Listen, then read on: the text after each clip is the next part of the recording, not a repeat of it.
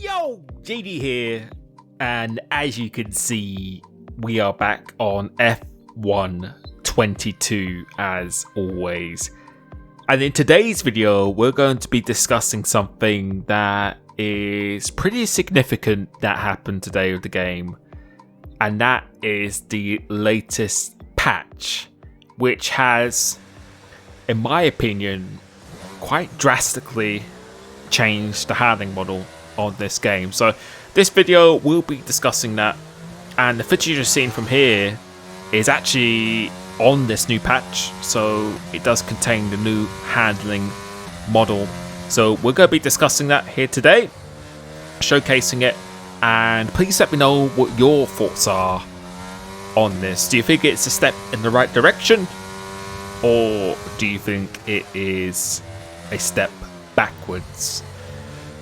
But yeah, you will see the handling notes here, and I'll give a link to it if you haven't. And basically, the idea behind this is to make the game a little bit more realistic, because the lap times have often been 1 to 2 seconds faster. The traction has been quite unrealistically difficult on the game itself, and a lot of people have been complaining that the traction isn't accurate. And if you watch real life, and even real life F1 drivers have commented that the traction on the original handling, real life kind of feels like you're on medium traction rather than no traction, if you get what I mean. So in real life, it's actually much easier to get on the power than it was on the game itself, which isn't quite right. So yeah, the goal was to make it a little bit more realistic, make the traction easier in itself, and yeah, we are going to be discussing our thoughts on this today. So I played for about 2 to 3 hours, and the first thing I noticed immediately was that the traction was easier. So exactly as the note said, a lot of people at the start of the race on the old build were quite hilariously just wheel spinning up into 4th and 5th gear, and no, that isn't realistic. Wheel spinning in 4th to 5th gear when you're already progressively going on the power shouldn't be the case. And for me, I actually really enjoyed the last handling, although it might not be realistic at all. I quite liked that there was a skill gap and you needed to be very smooth on the power. So now it kind of feels like it's a bit too easy to be on the power. It feels like traction control is pretty much turned on all the time. So yeah, let me know what your thoughts are on that. You can still spin the car if you do turn too much and go on the power, which is good. But in terms of race starts, and I just really like that element where there was a little bit of a skill gap where you had to be smooth on the power, otherwise it would punish you. So yeah, if it's more realistic, then fair enough, but I did enjoy that there was a little bit more to do in terms of the application process when you were on the power. The next thing I've noticed, and this will mainly apply to wheel users, is that the force feedback actually feels quite different in terms of its dampening and the effect. So I haven't changed any force feedback settings or anything at all.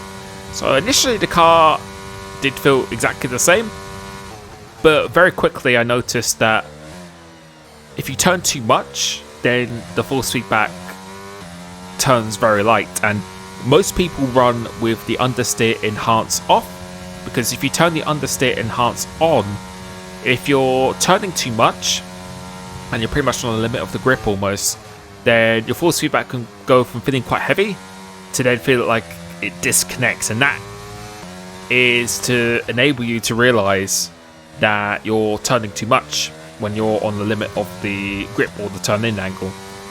And now in this game, that's what it feels like all the time when you have the understeer enhance like even turned off.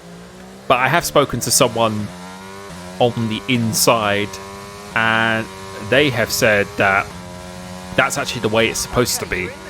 So even in real life, with the self-aligning torque, if you activate the understeer, it will become super light, and it will happen even earlier. So this is actually meant to be quite realistic, which don't quote me on that. I'm not an expert on real life F1 mechanics or the physics or anything at all. I just play the F1 game. But apparently in real life, if they are turning too much, then this torque mechanism will activate the understeer. And this is the case that we have on now. So in the past, on the old build, it was a lot more of a constant feeling of the force feedback, no matter how much you were turning. Whereas now, if you turn too much, and with the self-aligning torque mechanism, it will activate the understeer much earlier. And as I was turning into corners, it was becoming very light when I was coming on the apex. But again, really interested to hear what your thoughts are on that itself. But I would say with the handling, the most significant thing that I have noticed is that now there's going to be a drastic change in the time trial and race setup. And when I say drastic, I don't mean completely the whole setup, but the tyre pressures. The tyre pressures now, and the tyre temperatures more specifically, for me, are far more sensitive. So in time trial, I believe you can still get away with max pressures because you really want to be running as close to maximum as possible, not only for the straight line speed benefit, but also you just get more response going into the corners. And of course, in time trial, the tyre temperatures are locked to 97 or 98, so you don't really have to worry about that. But I was racing on this earlier, and I did Hungary, and I've almost got the world record around there on Xbox. And for the first few laps of the race, we were very fast. But then my tyres just kept on hitting 105, 106 degrees because I was running close to maximum pressures. And there was another guy who I was racing with, a YouTube member of mine, who, I feel he won't mind me saying this, but I feel I have a little bit more raw pace than him on the game. But he started lapping 8/10 faster than me, which, and he said that his tyre temperatures were on 98, 99 degrees. They didn't even get into the 100s. And sometimes you get a lot of oversteer depending on which part of the car the tyre temperatures are high on. But most of the time you develop chronic understeer. And now the time trial setups, I think, can work at a few tracks, but the thing that will have to be changed the most is the tyre pressures. I believe they will have to be much lower. And realistically, you still want to be putting them as high as you can to get that grip going into the corners and the response from the car itself, because with more tyre pressures, less of the tyre is on the track itself, which it's not going to create as much friction. It's not going to be as understeery going into the corners with a high pressure. But now I think you have no choice but to run much lower pressures. And for some tracks, I wouldn't be surprised if you are running absolutely minimum tyre pressures, such as Hungary or Singapore, Monaco, tracks like that. I think you will have to be running minimum. So those are the things I noticed. And also as well, the final thing I noticed is that the game definitely seems to be a lot more understeery as well, because going into turn 1 at Silverstone, it used to be a fairly easy flat out, but now it seems to be pretty difficult. And I was actually running wide quite a lot as well, so definitely just seems to be a little bit more understeery overall. And overall, I'd say that the game feels a little bit slower than it was. Not 1 to 2 seconds, which I think they were maybe aiming for to get to match real life, but it definitely feels significantly slower and more understeery. And during the corner itself, you just have to be much more patient with the steering, especially with this force feedback where it turns very light.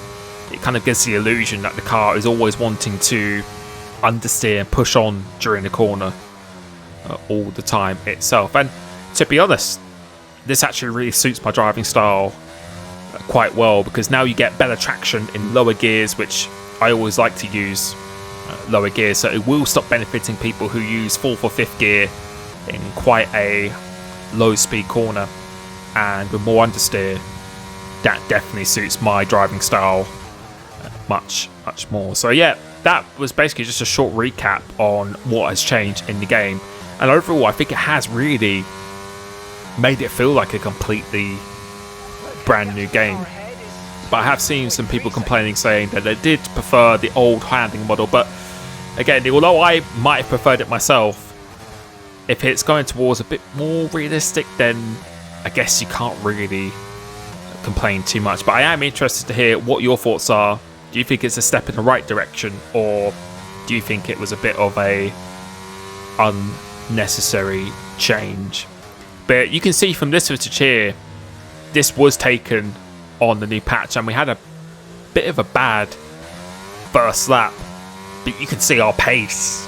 I think my pace has maybe even improved since this patch, because we were lapping very, very nicely, and at one point we were completely dead last, or a long way behind these leaders, who I know a lot of people say, oh, this is just an open lobby, but the people in here, RPM, TF up ahead, who are Peter Vol, these are drivers who I think, well, pretty sure they're lapping within 3 to 5 tenths of what I did on the last game. So this is actually quite a good benchmark to go against.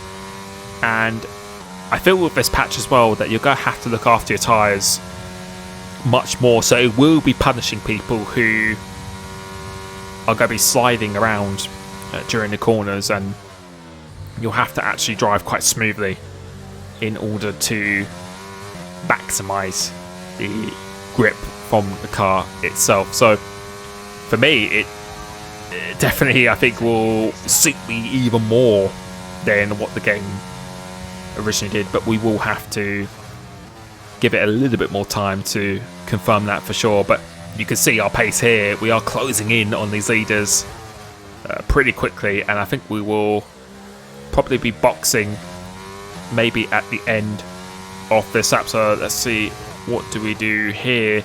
And yes, we do. So making sure we don't cross that white line, because you can see the guy up ahead. If you cross the white line going to the pits now, on quite a few tracks, you will get a instant 5-second penalty, as we have finally worked out how to actually pit stop on this game. So get an optimal pit stop, nice purple sign here. And Peter Bowl, who is a very quick driver in this lobby, he actually pitted a lap earlier, so he's gone for a little bit of a undercut. And let's see what we can do here. And this track France is actually pretty difficult to manage your tyre temperatures. So yeah, you need to be quite smooth. So obviously lowering the tyre pressures will help, but I think one of the most important things you'll have to do now in this game is you'll have to be very, very conservative and smooth your steering, because you can see here we're not throwing the car in or anything at all. We're really kind of just guiding the car into the corners. And I can confirm this is my time trial setup that I have used and uploaded. So this is the 12.9 wing, so this is quite low downforce as well, but I am running middle tyre pressure. So I used to run maximum. After a few races I did before this, I quickly discovered that max tyre pressures aren't the way for quite a few circuits, and this is with the middle pressures itself, which I felt gave me a good balance between rotation and grip into the corners, but also kept my tyres kind of sitting around 100 degrees, which is really what you want them to be at for the whole race. And I think combined with my driving style being quite smooth and patient, you can see the pace here. We were quite a long way behind on the first lap with that incident, and now we've actually brought ourselves back into this race. So you can see Pultival, as our tyres are now heating up now. Let's see how much time we can gain here.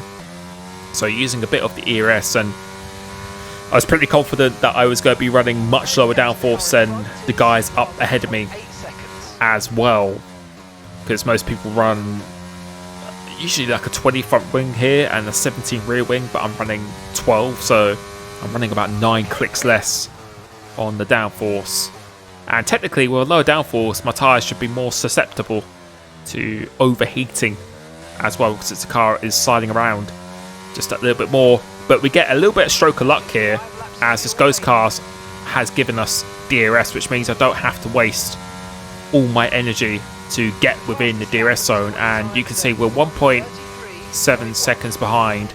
Let's see what we're going to be at the end of this lap. Managing to navigate the chicane pretty nicely. And if you look at my straight line speed again, so we're using a little bit here just to get that momentum. And if we can get in the DRS zone by the end of this lap, then we are going to be in a very good position. As you can see, they're actually going side by side as well. And with myself actually being able to manage these tyre temperatures, if you have lower pressures or lower temperature, you just don't get that chronic understeer effect. And you can see here now, I think the guys up ahead, I spoke to Peter Boll after the race, and he said his tyres were on about 105, 106 degrees right now. And you can just see, with the lower temperatures, we just have so much more mechanical grip than him, despite running a lower downforce. So you can see my tyre pressures there, they're not even cracking 97, 98 if I read that correctly. So you can see fastest lap of the race, didn't even use all the ERS on that lap. And we're going to try and get past Peter Boll as soon as we can, because the guy up ahead of him is on the same tyres as me as well. So we're going to try and get within the DRS zone here and trying to get some good traction coming onto this very long straight, and using a little bit of here because the detection point was just there. And we're not going to use any ERS because we're just going to use our straight line speed. And if you look at our straight line speed compared to the leader, you can see how much faster we are in a straight line. You can see the guy ahead of me, his red light is flashing as well. So on the exit of this corner, I'm going to use a little bit of the ERS, then I'm going to turn it off, and you could just see with that momentum and that superior lower wings, we are just so much faster in a straight line. And it's not just the straight line speed, like I always say, it's your ability to recover more battery because there's less drag on the car, which means the car doesn't have to work as hard in a straight line. As the guy ahead of me has a time penalty, but as always we want to try and win this on track as much as possible. So we've actually brought ourselves back into the contention for the lead after the start we had, and he's about to do a little weave on the straight here because he knows he's got a penalty as we set another fastest lap. So we'll respond with a little weave of our own, and you can see his red light is flashing, and you're about to see down the straight of how much more straight line speed you have. So coming through here, he's going to have a little bit more downforce, but we're just going to try and keep this momentum as much as possible. You can see he gets a fairly good exit coming off this corner, and then coming down this straight. What do we do here? Do we activate the ERS? No, we don't at all. So we're just going to use the DRS only. So we're gambling a little bit, but you can see his red light is flashing quite a lot going down this straight. And coming into here, all we have to do is get a good exit. And you can see we get a pretty good exit coming up here.